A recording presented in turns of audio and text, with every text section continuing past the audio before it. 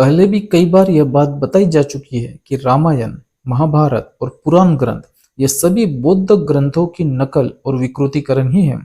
और जिन्हें इन ग्रंथों का लेखक कहा जाता है वह लेखक वर्तमान में जिन्हें ब्राह्मण कहा जाता है वह ब्राह्मण न होकर महान बौद्ध विद्वान ही थे।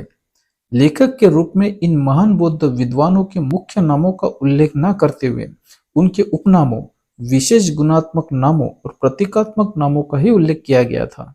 जैसे कि रामायण के रचयिता वाल्मीकि को कहा जाता है, मगर वाल्मीकि यह असली नाम न होकर विमल कीर्ति यह असली नाम था। यानी ही जिन्हें वाल्मीकि कहा जाता है असल में वह महान बौद्ध विद्वान विमल कीर्ति ही थे। वैसे ही महाभारत के रचयिता व्यास को कहा जाता है और व्यास यह भी असली नाम न होकर वसु यह असली नाम था। यानी ही जिन्हें व्यास कहा जाता है असल में वह भी महान बौद्ध विद्वान वसु ही थे। वसु को ही व्यास कहा गया था यह बात कई सारे ऐतिहासिक उदाहरणों से सिद्ध हो जाती है। जैसे कि व्यास को त्रेता युग के अंत में यानी ही द्वापर युग में बताया गया था और द्वापर युग असल में दो महान बौद्ध सम्राटों सम्राट अशोक और सम्राट कनिष्क के काल को ही कहा गया था। साथ ही व्यास को महाभारत का लेखक भी कहा जाता है और यह बात अब सिद्ध हो चुकी है कि महाभारत इस ग्रंथ में जो इतिहास लिखा गया था वह बौद्ध जातक कथाओं और मुख्य रूप से सम्राट अशोक और सम्राट कनिष्क के द्वारा लड़े गए युद्धों का वर्णन ही था। व्यास को कृष्ण द्वैपायन भी कहा जाता है जिसके पीछे का इतिहास इस प्रकार से है। वसुमित्र यह सम्राट कनिष्क के दरबार में रहने वाले 4 बौद्ध विद्वानों में से मुख्य विद्वान थे और चौथी बौद्ध संगीति में वसुमित्र की अध्यक्षता में ही बौद्ध धर्म के 2 विभाग किए गए थे जिसे हीनयान और महायान कहा गया था।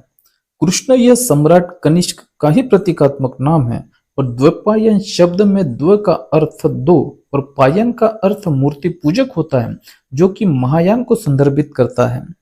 बौद्ध विद्वान वसुमित्र सम्राट कनिष्क यानी ही कृष्ण के मुख्य दरबारी थे और उन्होंने बौद्ध धर्म को 2 यानों में विभाजित किया था। इसलिए ही वसुमित्र को ही प्रतीकात्मक रूप में व्यास कहते हुए उन्हें कृष्ण द्वैपायन भी कहा गया था।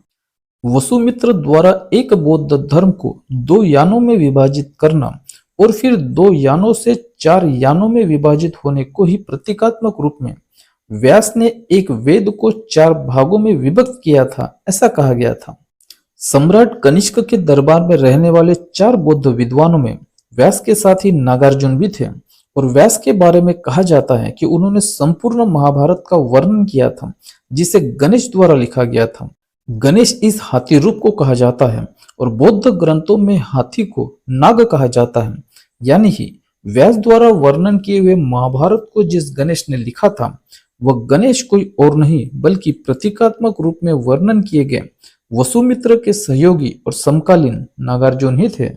व्यास को श्रीमद् भगवत का रचयिता भी माना जाता है और श्रीमद् भगवत यह ग्रंथ कृष्ण के जीवन पर आधारित है और क्योंकि व्यास ही वसु है और कृष्ण ही कनिष्क और भगवत यह बुद्ध को ही कहा जाता है इसलिए ही श्रीमद् भगवत यह ग्रंथ भी बौद्ध ग्रंथ ही है जो कि सम्राट कनिष्क के जीवन के साथ ही बुद्ध की शिक्षाओं पर भी आधारित था जिसे बाद में ब्राह्मणों द्वारा विकृत कर दिया गया था।